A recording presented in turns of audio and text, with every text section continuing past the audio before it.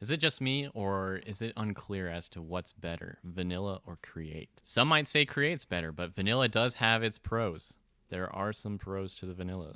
I will say if you have the create mod installed, feel free to mix and match. You know, not everything is better in create and not everything is better in vanilla. I'm here to show you guys some examples. Do exactly as that sign says, of course. But anyways, on the left is going to be the create mod farms. These all make use of the create mod.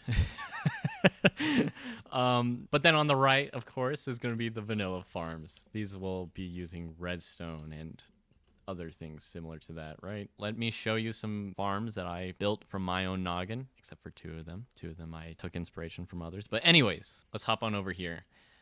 So on the left is this create farm that I made. I wanted to challenge myself and build it in a different way than how I would typically build a farm. Because I saw some comments how people were saying that they would rather use a minecart to farm things. But, you know, in a small area like this one, I probably would not use the minecart. I would probably use the bearing. The advantage of this, though, is that you can actually extend the rail far off into the distance, and it'll just harvest a long line of sugarcane. This one is a very efficient farm, and if you were to stack the harvesters up another block, it would actually be 100% lossless. You can guarantee that. I just didn't because it's not very important for the size of the farm that it is right now. In fact, at this very size, it's practically impossible for you to lose any sugarcane at all. And that's why I would actually recommend this one over the vanilla one, but I guess we should actually give the vanilla one a chance at fighting, right? So basically, the vanilla one is very straightforward. You just got some observers back there attached to the pistons, you know, as well as a monostable circuit, I think is what it's called. It's making use of a piston and some sand. You can use a sticky piston and a regular block, but sand makes do, right? It works. And there's a 2-tick delay on this repeater as well as this repeater. The pistons will break the sugarcane, and more than likely half the sugarcane will just fall onto the sand. The other half will go into the water stream. This is a high loss kind of farm. So basically like half your sugarcane is going to waste. Whereas in this one, you're getting all of it. You're getting pretty much everything. Definitely better over here on this side. I will admit that one. The second farm is in fact a sheep farm. It provides wool. So if you find yourself using wool often, you might want to build one of these kinds of farms. Or if you just like to farm everything in the game, definitely go for one of these farms. You know, there's no fun in just walking around with shears and clipping your sheep every single time you want wool. So that's what this would be for. Both farms are fundamentally the same. I wouldn't choose either one over the other. Well, okay, if I were to choose, I'd probably pick the vanilla one, just for the fact that brass funnels are on the create one. And oh, also real quick, I actually know that I probably built this in the worst possible way because I have the hopper right here, when I could have put it down on the side of this dispenser and it would still work the same. I could probably have placed grass on top of the dispenser. But anyways, that's not important right now. What I'm trying to explain is, you know, you just need a hopper minecart on top of a hopper, and then you've got yourself an observer that looks at this grass block to see when the sheep eats it. And then it sends a signal to this block, which powers this redstone, which powers the dispenser. And then that dispenser shears the sheep. The downside is this will misfire whenever the grass grows back, but that's not too important because none of the durability is lost on your shears. And this one's probably less laggy than the other one, or I guess it contributes less to the lag. I will say there are hoppers involved, so maybe that isn't fully true, so take that with a grain of salt. But anyways, on this side, it's only marginally better than the vanilla one just because you have access to this block, whereas on the vanilla side of the wall, there's a dispenser which actually turns this grass block into dirt. So you get one additional block of grass for your sheep. And of course, this being Minecraft, sheep rely on the grass to grow back their wool, right? And that means the sheep are reliant on how quickly you can actually get the grass to grow back. So that's why I have it set up the way it's set up. No real difference. The only difference is that on this side, I set it up in a really stupid way so that the wool just gets caught on top of the dispenser some of the time. Like over here. Oh my god, dude. So yeah, I'm not going to judge you if you pick one over the other. They're the same. Over here, we've got ourselves the carrot farm. I will say this is a very simple farm. There's no hassle at all in building this. It's very easy to just put a water wheel at the very bottom and have it spinning in whatever direction you want it.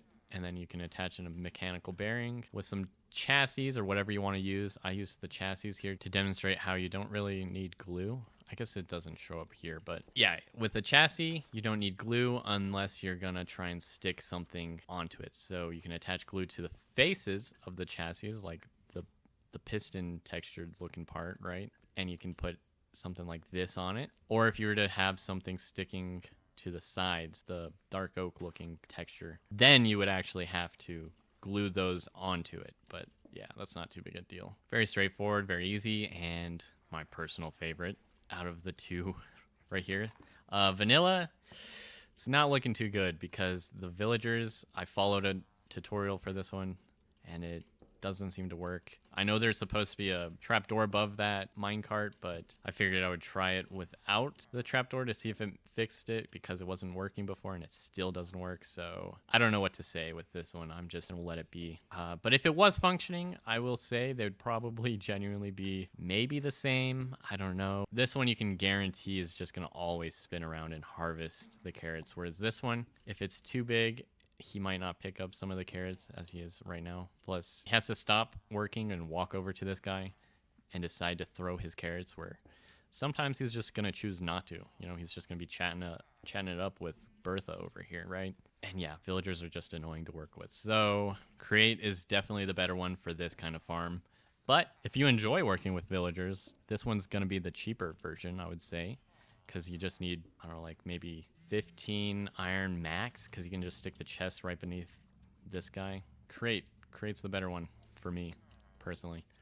You're up to your own opinion on this one, of course. Over here is actually probably the smallest farm design in this entire showcase, and that would be a cobblestone farm. I built one of these in vanilla on my own world, so I'll have to show you the footage in a second. But first, let's touch on this Create version, right? It's just really makes use of the fact that you can waterlog mechanical drills. You just set the lava above where the water flows, and then the drill will mine it and, you know, just have some way of collecting it, of course. It's very straightforward, very easy.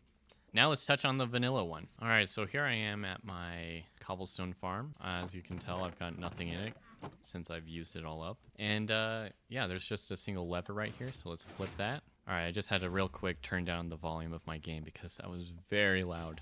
But basically, as you can tell, there's a hopper clock that'll power these pistons to pull down the stone that is generated by this stone generator at this point. There's another set of pistons that'll push the stone along the ways, and that's out to the collection area where we have ourselves a TNT duper, and that'll spawn a lit TNT that'll destroy a 3x3 area of stone on most occasions, sometimes a little less than that, and it falls into the water stream down below, and it flies into another water stream onto some hoppers, and is sent down to this bottom chest. As you can tell, more TNT is powered than is necessary, because the rate at which this stone generates isn't very fast. The rate at which it's pushed out is dependent on the clock.